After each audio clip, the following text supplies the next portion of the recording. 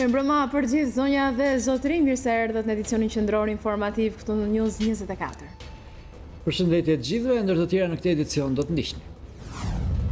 Kryeministri Edi Rama deklaroi sot nga mbledhja e grupit parlamentar të Partisë Socialiste se kriminaliteti në Shqipëri është ulur që kur socialistët erdhën në pushtet. Ai akuzoi opozitën se shpif dhe mori në mbrojtje Taulant Ballën, duke thënë se nëse vërtetohet që ka qenë në komisariat ditën kur pretendon nënkomisari Nuhu, do të firmos vetë që ai të arrestohet.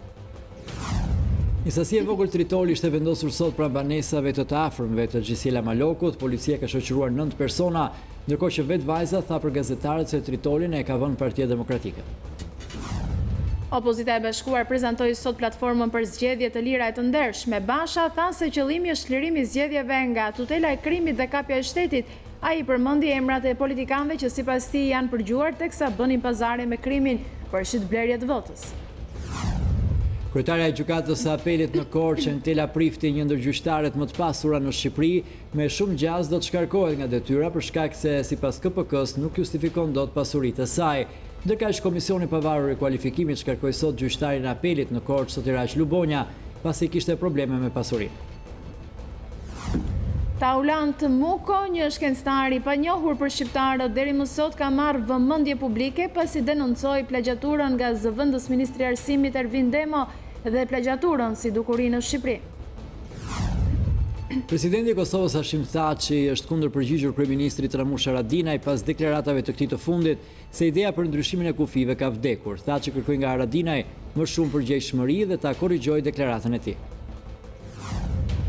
Një gazetare investigative bullgare është përdhunuar dhe më pas vrarë. Disa muaj më parë ajo nisi një program ku hetonte kompanitë private që kishte përdorur fondet e Bashkimit Evropian. Ndërkaq prej disa ditësh rezulton i zhdukur gazetari saudit, i cili të martën e kaluar hyri në ambasadën e Arabisë Saudite në Ankara, e që prej asaj dite nuk dihet asgjë për fatin e tij.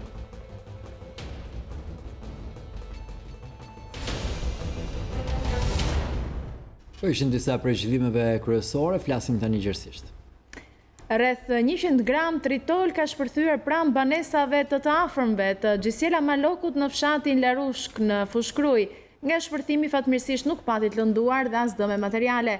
Për këtë ngjarje, policia ka shoqëruar 9 persona, ndërsa disa orë më vonë ka marrë në mbrojtje vajzën dhe familjen e saj. Vetë Gjisiela Maloku në një reagim për media tha se dyshon se pas kësaj ngjarje fshihet opozita. Një sasi tritoli ka shpërthyer mbrëm në fshatin Larush të Fushkrujës. Sipas policisë, rreth 100 gram lëndë plasëse janë hedhur në oborrin që lidh banesat e dy të afërme të Gjisiela Malokut. Njëra i përket gjyshit të Gjisielës, Ramazan Muça, ndërsa tjetra Besim Muçës, vllajt e Ramazan Muçës. Nga shpërthimi fatmirësisht nuk ka pasur persona të lënduar dhe as dëme materiale. Policia dhe grupi hetimor po punojnë për zbardhjen e ngjarjes, ndërsa janë shoqëruar për të marrë në pyetje 9 persona. Në një reagim për mediat nga fshati Larushk, tesa drejtonte një makinë, Gjisiela fajsoi PD-n për ngjarjen, ndërsa tha se tashmë ndihet e kërcënuar nga opozita. Do të titoj të shmësaj qartë. Që do thotë? Që thotë është bërë nga Partia Demokratike dhe nga opozita për të sulmuar drejt për drejt, sepse të vërtetën e diun dhe vetëm unë, nuk jam e kërcënuar nga fisje dhaja. Deri dje nuk isha rrezikuar, tashmë mendoj që jam rrezikuar vetëm nga opozita, se po më sulmojnë drejt për drejt. Me Recepin, jo, nuk kam komunikime, kam marrëdhënie të mira me të.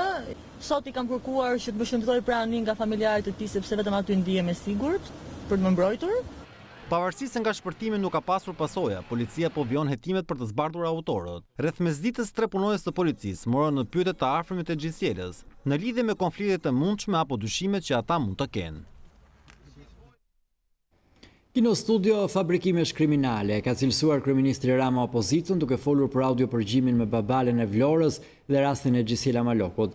Në mbledhjen e grupit Partisë Socialiste, Rama mori në mbrojtje Taulant Ballën, duke thënë se nëse vërtetohet që ka qenë në komisariatin e Fushkrujës ditën kur pretendon nënkomisar Nuhu, do firmos vetë që ai të arrestohet.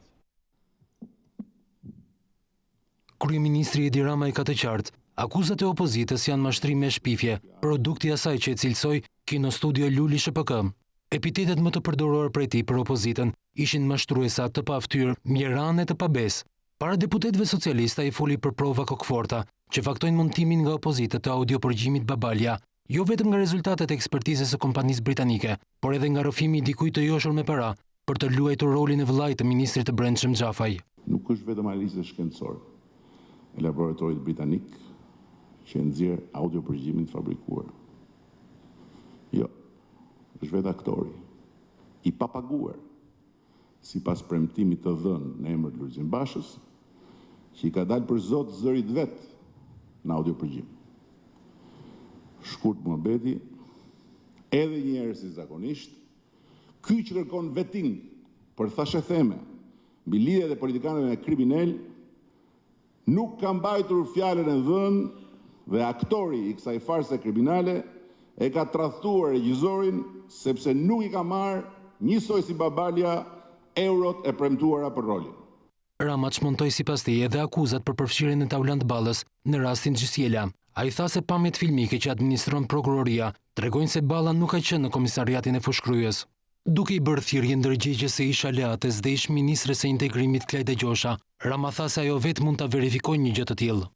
Materialet filmike të komisariatit Kryes në ditën e ngjarjes denoncuar nga heroi i babalet dyshit janë prokurori.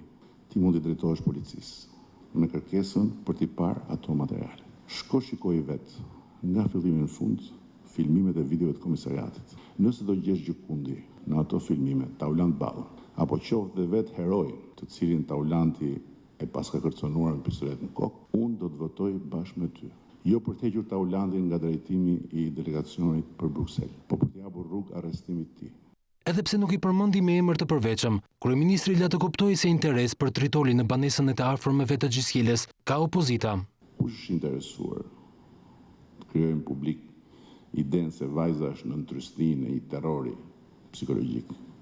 Ne? Jo. S'ka mendje normale, madje dhe peshqit e liçenit artificial e kuptojnë që për këtë kanë interes vetëm ata që e dhunuan publikisht për ditë e ditë tëra.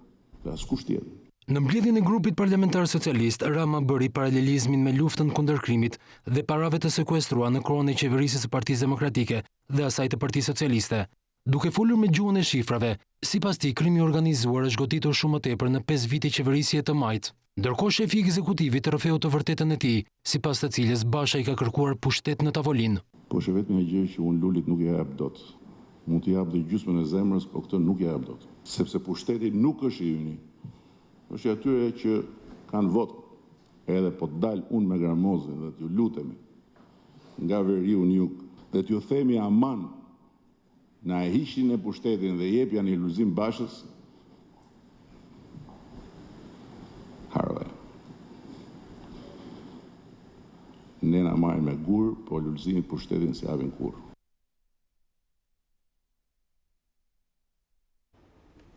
Pas ngjarjeve të fundit të kriminale, Ministri i Brendshëm Fatmir Xhafaj ka mbledhur në një takim urgjent mbrëmjen e së dielës drejtuesit qendror dhe vendor të policisë së shtetit. Ministri u ka kërkuar drejtuesve të policisë të veprojnë me ashpërsi ndaj atyre që e cilësojnë veten të paprekshëm. Xhafaj ka kërkuar edhe forcimin e kontrollit në territor në mënyrë që të parandalohen ngjarjet kriminale dhe jo të menaxhohen ato pasi ndodhin. Ministri i Brendshëm ka kërkuar të hetohen pasuritë e personave të inkriminuar dhe burimet nga të cilat vijnë ato. Gjatë takimit, ministria ka vënë theksin tek një bashkëpunim më i fortë mes policisë, SHish, prokurorisë dhe drejtorisë së pastrimit parave.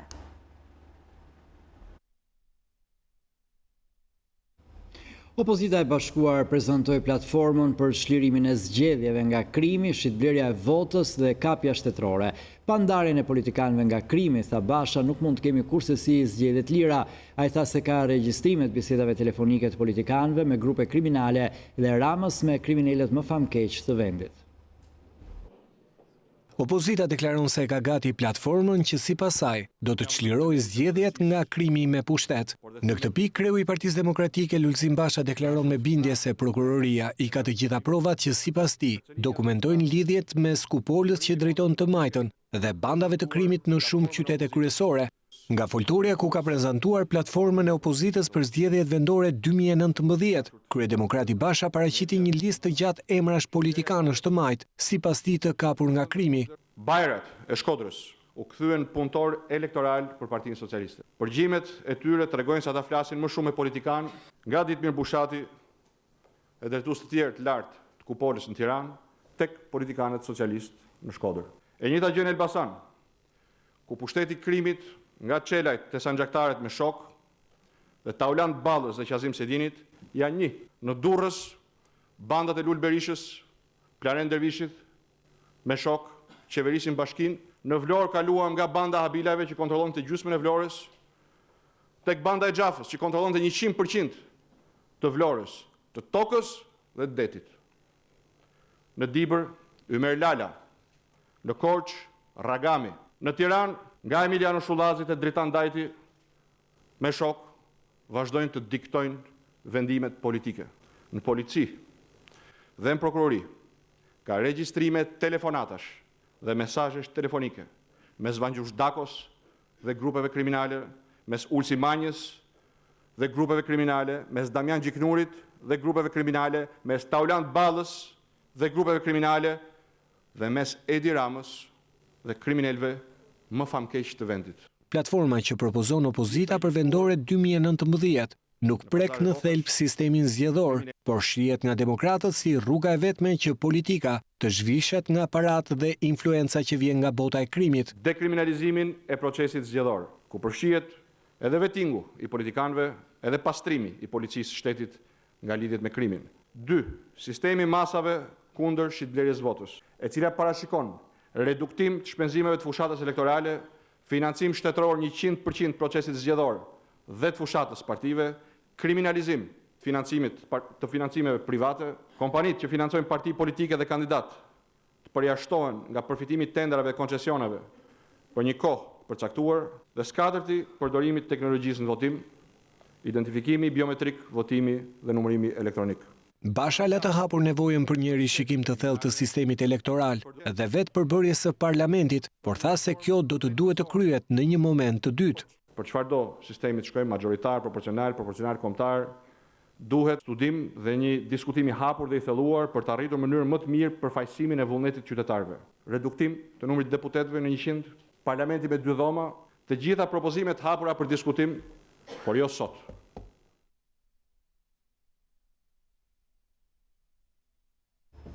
Në një intervistë për emisionin Diplomatikus në News24, komisionerja e Bashkimit Evropian Vera Jourova deklaron se procesi më i besueshëm dhe i ndershëm i vetingut të politikanëve janë në zgjedhjet e lira. Sipas zyrtares së lartë europiane, politikanët duhet të jenë sigurisht më të pastër, një subjekt i drejtësisë, njësoj si të gjithë qytetarët e tjerë, madje edhe në mënyrë më strikte, duke u treguar llogaridhënës. Intervistën e plot me Eurokomisioneren do të mund të ndiqni të njëjtën në News24. Komisionerja e Bashkimit Evropian për Drejtësinë Vera Jourova në një intervistë për News24 komenton ndër të tjera edhe propozimin e hedhur nga Partia Demokratike për vetingun e politikanëve. Jourova thekson se procesi më i besueshëm dhe i ndershëm i vetingut të politikanëve janë zgjedhjet e lira. Në intervistën e cila transmetohet e plot ditën e njëjtën në emisionin Diplomatikus, zyrtaria e lartë evropiane deklaron se mes zgjedhjeve të lira duhet të ketë një shqyrtim të fortë publik. Politikanët duhet të jenë plotësisht të përgjegjshëm ndaj publikut. Sipas saj, duhet të ekzistojë një shqyrtim shumë i rreptë nga media e pavarur, duke u prezantuar publikut punën që bëjnë politikanët bazuar në fakte.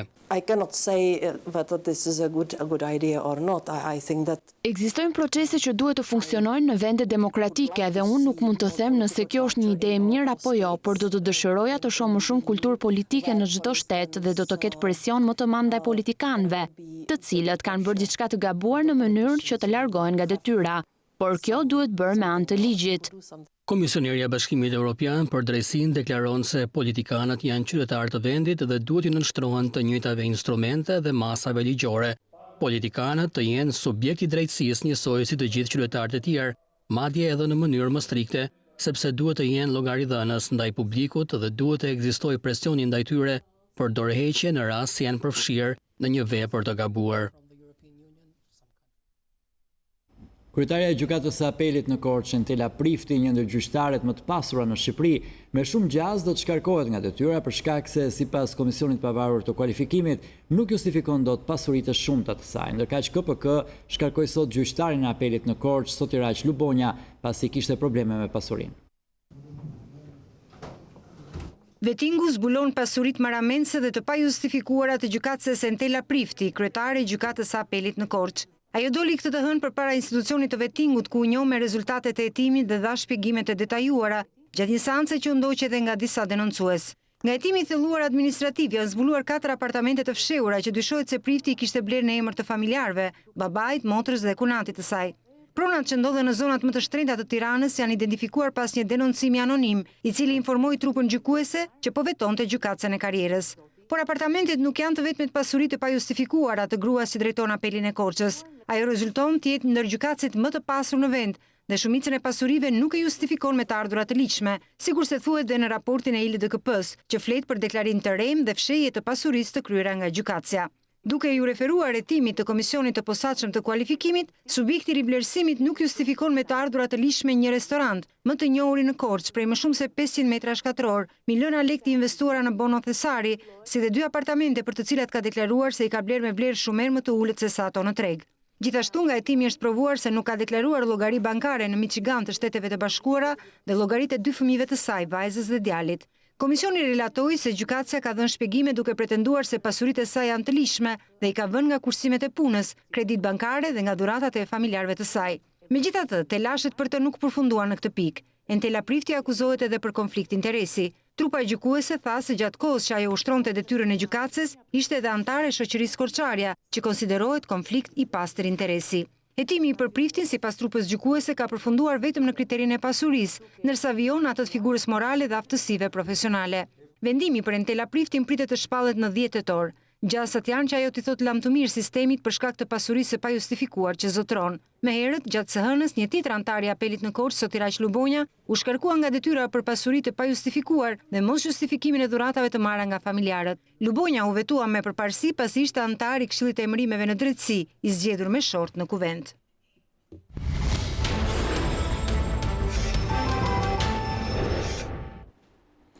–45 ditë burg vendosi gjykata për Geldo Hotin, 37 vjeçarin e arrestuar në Kakavi, i cili dyshohet se është një prej personave që shtiu me armë mbrëmjen e 4 tetorit në një lokal në ish blok, ku u vra një person dhe u plagosën 2 të tjerë. I dyshuari, që është vëllai një DJ të njohur në kryeqytet, pranoi se është gjendur në shoqërinë e biznesmenit Ervin Mata dhe komandos me Viol Bilo, por se nuk kishte asnjë rol në krimin e rënd. Gjykata e Tiranës saktoi masën e arrestit me burg me afat 45 ditor ndaj Geldo Hotit, i dyshuar si një nga autorët e masakrës së ndodhur mbrëmjen e 4 tetorit në zonën e ish bllokut, ku një person beti i vrarë dhe 2 të tjerë u plagosën. Sipas prokurorisë, Hoti gjende në shoqërinë e grupit të Ervin Matës ku ndodhi ngjarja dhe dyshohet për akuzën e vrasjes ndaj 2 ose më shumë personave mbetur në tentativë. Në seancë me dyert të mbyllura, i dyshuari, që është vëllai i një DJ të njohur në Tiranë, pranoi se është gjendur në shoqërinë e biznesmenit Mata dhe komandos me Viol Bilo, por se nuk kishte asnjë rol në krimin e rënd. Në lokal Monopol, kam shkuar bashkë me Ervin Matën, me Viol Bilon dhe një person tjetër. Pronari na hapi një shishe verë. Nuk kaloi shumë dhe erdhën 3 persona. Ervin Mata u ngrit dhe takoi njërin prej tyre. Papritur në derë hyn 2 persona të tjerë. Njëri prej tyre filloi të debatonte me Viol Bilon dhe Uzun. Njëri nxori armën dhe pati shkëmbim zjarri. Geldo Hoti Liqa, i cili u arrestua në pikën e kalimit kufitar në Kakavi, mohoi në gjykatë se tentoi të arratise nga Shqipëria. Po shkoja drejt Greqisë për të marrë një pajisje për radion. E kisha të planifikuar udhëtimin. Të dielën gjykata e Tiranës saktoi masën e sigurisë arrest me burg me afat 30 ditor për Ervis Martinajn, ndërsa burg pa afat për Elion Haton, të 2 të plagosur në ngjarje. Në zonën e ish bllokut mbeti i vrarë Fabian Gagja, pjesë e grupit të Martinajt, ky i fundit një personazh i njohur i botës së krimit dhe pronari disa pikash bastesh. Në kërkim janë shpallur biznesmeni Ervin Mata, partneri i këngëtares Elvana Gjata, komando me Viol Bilo dhe Fabio Alushi. Nga hetimet e para rezulton se motivi i krimit të rënd ka qenë pikërisht këngëtarja Gjata. Për të sqaruar për një ngacmim që i kishin bërë asaj, Ervin Mata ka thirrur Ervis Martinajn. Takimi sqarues nuk ka shkuar si duhet dhe u mbyll me një bilans tragjik.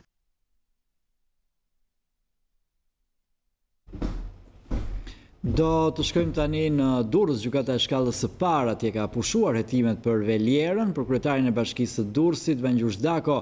Sipas gjykatës nuk ka shkelje ligjore dhe nuk ka shpërdoruar detyrën.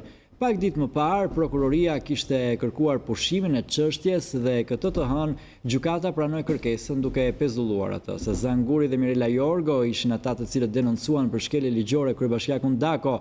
Sheshi Veliera avion të jetë i bllokuar që prej muajit shkurt të vitit 2017, as prokuroria e as gjykata e Durrësit nuk e vlerësuan kallëzimin e shoqërisë civile.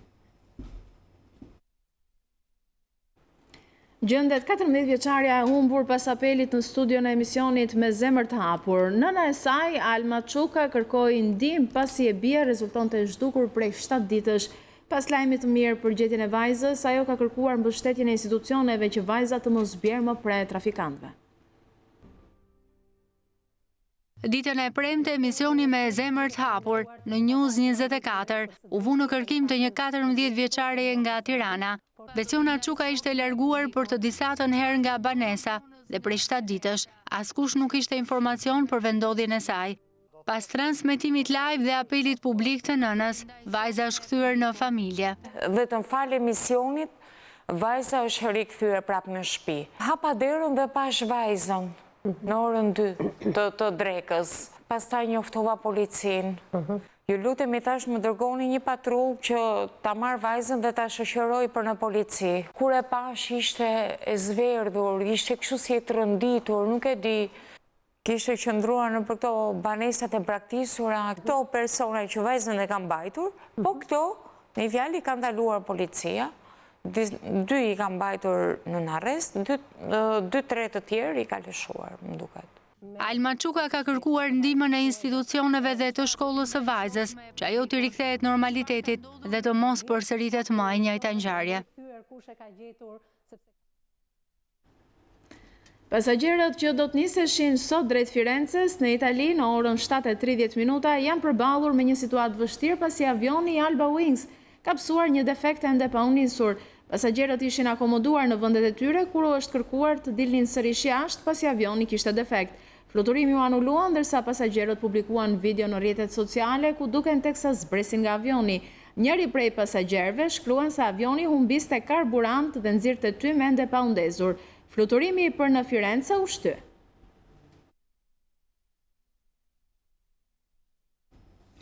Një iri shqiptar me karrierë brillante në qarqet shkencore ndërkombëtare dhe i cituar nga mediat amerikane si New York Times apo CNN ka denoncuar plagjaturën e zëvendës ministrit të Arsimit Ervin Demo. Ministria e Arsimit ende nuk ka reaguar për këtë rast. Taulant Muku, një shkencëtar i panjohur për shqiptarët deri më sot, së fundmi ka marrë vëmendje publike pasi ka denoncuar plagjaturën e bërë nga zëvendës ministri i Arsimit Ervin Demo. Me titullin Universiteti dhe transferimi i teknologjisë, puna e paraqitur nga zëvendës ministri në revistat ndërkombëtare shkencore është 100% kopje, thot Taulanti, i cili vetë ka studiuar në Harvard, në Cambridge dhe së fundmi është në krye të një ekipi kërkimor në një qendër në Zvicër, ku është edhe pedagog. Këtu nuk po bëjmë fjalë për plagjarizëm, këtu po bëjmë fjalë për një kopje të shëmtuar 100%. Votimi i dytë që unë kam një pjesë është në anglisht, pjesa tjetër është në shqip, është një përkthim fjalë për fjalë i raportit të huaj. Dhe në qoftë se kërkon më tutje, ke edhe kopje të tjera që i ka bërë Bankës Botërore, zëvendës ministri i Arsimit, raporteve të Bankës Botërore, një njerëz me integritet më minimal në këtë realitet që ne po flasim, ku universitetet shqiptare janë në nivelin më të ulët historik, duhet patjetër që ai të marrë dorëheqjen dhe të vendosën njerëz që kanë vlerë akademike, që i shërbejnë arsimit të lartë dhe njohin se çfarë do thotë merresh me shkencë. Nuk është e vështirë të gjesh intervistat e Taulantit për kërkimet e tij shkencore në New York Times apo CNN. Si është e mundur, sepse unë vi për shembull në departamentin e epidemiologjisë në Hollandë, ne ishim 60 veta, vetëm 3 ishin profesor dhe publikonin çdo ditë nga 5 apo 10 botime, kurse këtu nuk ke asnjë botim dhe të gjithë i ke profesor. Taulant Muko shpreh se vendi dhe studentët shqiptar kanë nevojë të udhëhiqen nga njerëz me integritet dhe vlera akademike, që arsimin e kanë pasion. Një kërkim i thjesht në Google mund të zbulojë më shumë për pedagogët që japin leksione në universitete. Ne duhet të shqetësohemi si shoqëri sepse ata që ne prezantohen si pedagog, ata që ne prezantohen si profesor, mund mos e meritojnë atë pozicion. Dhe prandaj ne rinia shqiptare vuan merr diploma apo që nuk kanë një vlerë në treg. Çdo student ka të drejtë, ka mënyrën se si mund ta vlerësoj profesorin që i vjen në auditore. Mjafton të kërkosh emrin e personit, kërkosh për publikime, kopjo një pjesë të paragrafit dhe vendose në Google dhe do të dalë burimi i informacionit. Është shumë e thjeshtë zgjidhja, nëse ka dëshirë dhe vullnet politik. Ngrihet një komision që shikon titujt akademik në 10 vitet e fundit apo edhe më gjerë dhe kësaj i shton dhe plagjaturën që mund të vijë të re përmes marrjes së një software-i, ekziston në Shkup me sa kam dieni dhe mund të kontrollojnë të gjitha ato doktoratura që janë mbrojtur ndër vite. News24 u interesua tek Ministria e Arsimit për një reagim nga i akuzuar Ervin Demo, por nga ky institucion nuk ka asnjë përgjigje për rastin e denoncuar.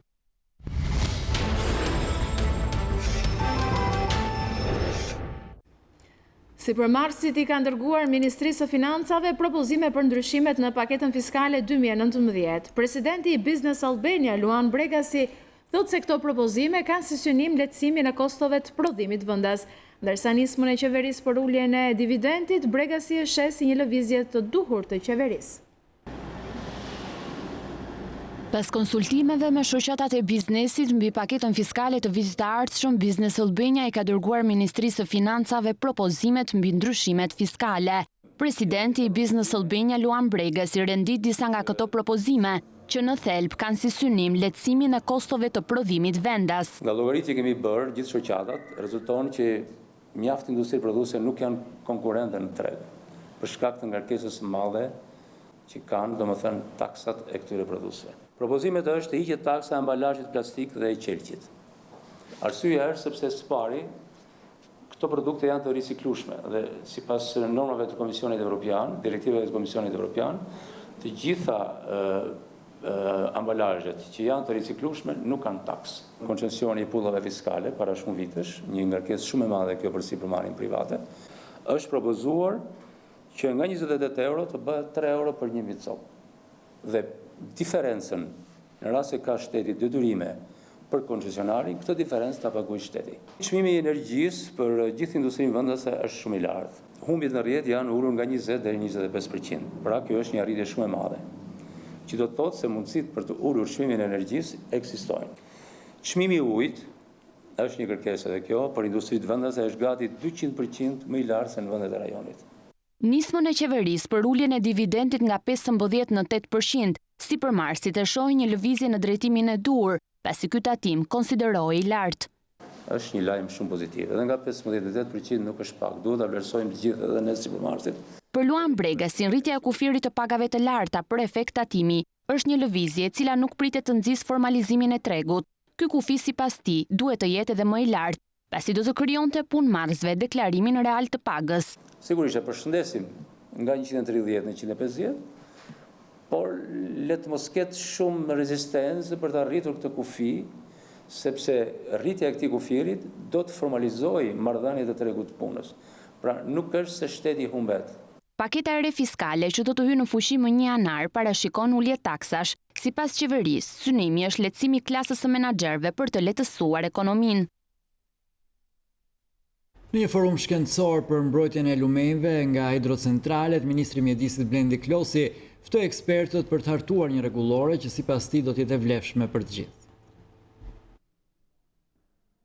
Në një forum shkencor, ambientalistët ngritën alarmin se ujrat e lumejve të Shqipërisë po shfrytëzohen barbarisht duke u futur në tuba. Shqetësimi i ambientalistëve që folën për shkatrimin që u bëhet lumejve nga hecet ka zbritur në auditorin e Universitetit Politeknik të Tiranës. Kjo betejë civile për mbrojtjen e lumejve sipas Azangurit bëhet vetëm me argumenta shkencor. Nga shumë studime, të cilët i kemi paraqitur në libra edhe në dukje të vegjël, por që janë libra shkencor ligjor. Këtë kemi treguar edhe me rastet gjyqësore ku ndodhen sot lumej shqiptar. Jo më kot sot jemi një forum qytetarësh nga gjithë lumenjtë e Shqipërisë. Valbon, Osum, Lengaric, krajinë e Qillit, që vuan një nga pasojat më të rënda në shëndetin e tyre. Lum e Kuksit, Bushtric e Kuksit, Shebenik, Librash, Shkumbin, nuk ka lum, prua, deri në Rëke, të jenë shfryzuar në mënyrë më të keqe të mundshme, që ne në gjeologji e quajmë shfryzim barbar. Po merret me një koeficient që është 98% e sasisë së ujit dhe 98% e gjasisë lumit, të gjitha këto merren për të shkuar dhe për të futur në një tub. Ministri i Mjedisit Klosi i pranishëm në forum i bëri thirrje pedagogëve dhe ambientalistëve të gjejnë një ekuilibër të qëndrueshëm, duke kërkuar mendimin e ekspertëve për të bërë një debat në lidhje me ndërtimin e heceve nga veriu në jug të vendit. Klosi tha se nga 175 koncesione të dhëna, vetëm 100 prej tyre funksionojnë. Gjitha këto ka nevojë që të kristalizohen në një rregullore, për cilën unë po ju bëj për disa të herë thirrje që ta bëjmë së bashku.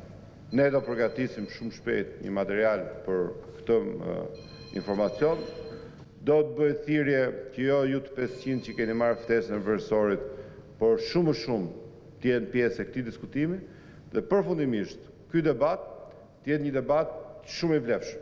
Edhe protesta është shumë e vlefshme, edhe mendimi i Ministrisë së Energjisë që ka detyrë funksionale ngritje më shumecave apo biznesit të ndershëm në këtë fushë është shumë i ndershëm dhe ne duhet jemi tashmë në fazën e daljes nga kjo tranzicioni aventures për të futur në fazën e zhvillimit qëndrueshëm. Banorët e njësisë Rethina në fshatin Golem në Shkodër prekosh vuajnë mungesën e ujit të pishëm në shtëpitë e tyre. E vetmja zgjidhje për ta mbetet një pus i hapur nga një banor i fshatit ku mund të mbushin ujë. 25.000 banor janë pa ujë të pishëm në njësinë Rethina në Shkodër. E vetmja mënyrë është të mbushin ujin tek një pus i cili është hapur nga një banor i fshatit Golem. Ata mbushin ujë si në mesjet dhe përveç kësaj, uji që del nga pusi është totalisht i ndotur, i cili përbën rrezik për shëndetin e këtyre banorëve.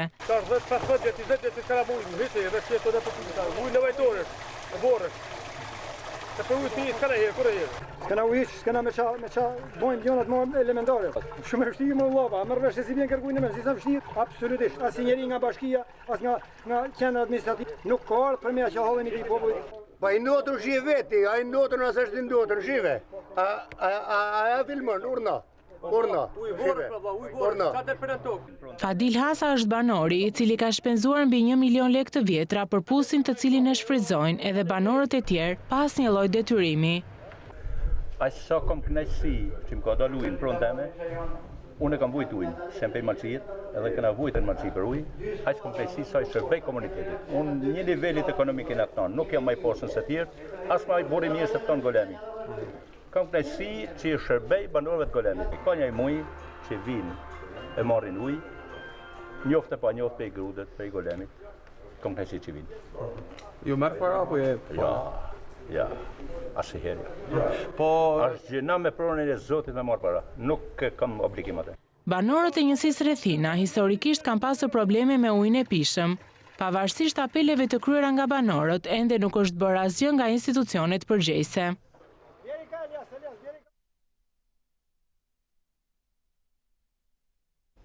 Në ditën botërore të punës denj, 10 naftotarë janë mbledhur në një takim me sindikatën e naftotarëve shqiptar, ku ngritet një sër problematikash, statusi i naftotarit dhe mos zbatimi i tij mbetet problemi kryesor për ta. Në ditën botërore të punës së denj, 10 naftotarë të cilët morën pjesë në një takim të organizuar në qytetin e Patosit, nga sindikata e naftotarëve shqiptar ngritën një sër problematikash.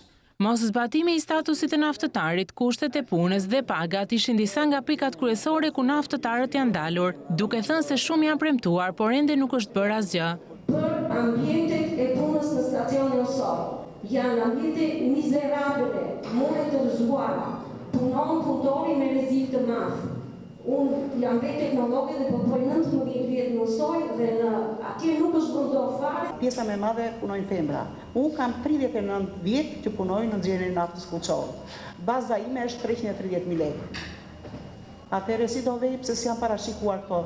Kemi bërë dhe një takim me zotin Kosta në Kuçovë. I kemi ngritur këto probleme, po zgjidhje nuk kemi.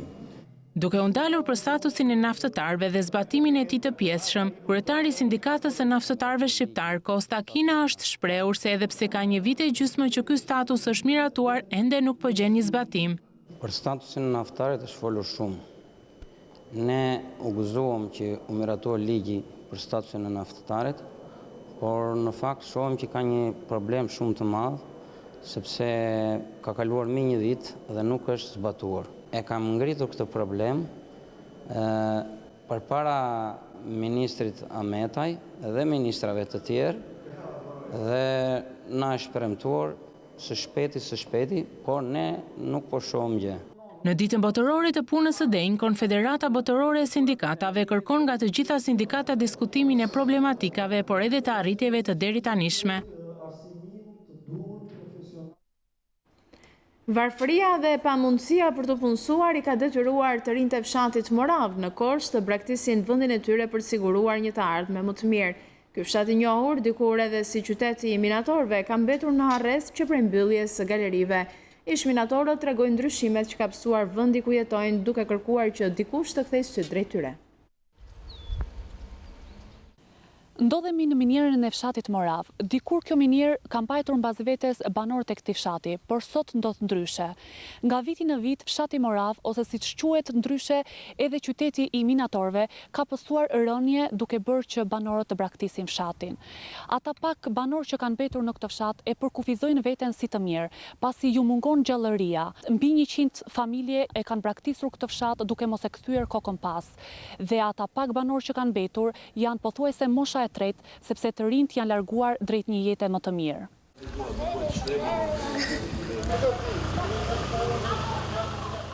Në minierë kam punuar 26 vjet. Më përpara të gjithë burrat edhe shjenë të rinj punonin në minierë. Me të prishur minierat, këtu mbetëm pa gjë fare, pa punë, pa punësi e madhe shumë. Po thuaj se 90% të rinjve që këtu nga Morava kanë ikur në emigracion për të na ndihmuar ne. Një djalë që e kam Greqi, ku do vej të vi këtu është më keq akoma. Në atë kohë që ishim neve që punonte miniera, kishte gjallëri të madhe këtu. Ky është fshat i mbaruar fare. I mbaruar fare. Pa tokë, pa punësi. Fshati mi humburi në rrethin e Korçës. I krijuar në vitin 1952 me vendodhje 3 kilometra larg Korçës, fshati Morav, apo siç quhej ndryshe dikur qyteti i minatorëve, ndodhet i braktisur. Ato pak banorë që gjallërojnë rrugët e këtij fshati ndihen të pashpresë dhe të mbërthyer nga një varfëri ekstreme. Pikturat murale mbi fasadat e vjetra të pallateve në qytetin e Urës Vajgurore i kanë dhënë një pamje tjetër zonës së harruar ndër vite. Bashkia e Urës Vajgurore zgjodhi mënyrën e duhur që përmes fondeve të pakta të krijonte pamje të mëdha që po tërheqin vëmendjen e shumë shqiptarëve dhe jo vetëm të banorëve vendas.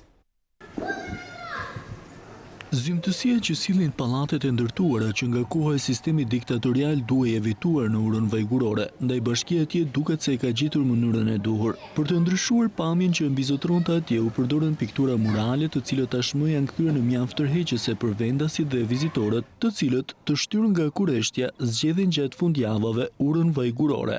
Jemi përqendruar dhe jemi kushtuar vëmendje pikturave murale në bashkëpunim me piktorin e njohur shqiptar Eli Donaliti, në bashkëpunim dhe me piktorin botëror Ued, të cilën kemi bashkëpunuar në një projekt afatgjat për të krijuar piktura murale në pallatet e Urës Vajgurore dhe në hyrje në qytet të Urës Vajgurore. Me 3 piktura të cilat janë filtrim siç e kemi në Urë Vajgurore, gjithashtu dhe djaloshi i Dimalit, i cili është simboli i qytetit ton, dhe ura e mendjes e cila është në hyrjet e qytetit, ku në të treja pikturat turistët, të cilët gjatë gjithë kohës që vinë në Urën Vajgurore, fokusimin dhe pikën kryesore të referimit në këtë zonë e kanë të shikojnë përballen të angazhohen në pikturat e qytetit ton. Për vetë banorët e kësaj qyteze, pikturat murale janë manitëse. Ata shprehen se këto piktura i kanë dhënë jetë dhe frymarrje qytetit të harruar prej vitesh. I shikoj me optimizëm edhe jemi shumë të kënaqur, edhe ai që ka punuar mrekulli fare. Të dietara, sa kalojnë këthe, i bëjmë në bedonale, kthehemi dhe kokën, shikojmë ande. Jemi të kënaqur. Të bukura janë. Tre të tjera të parku shumë bukur.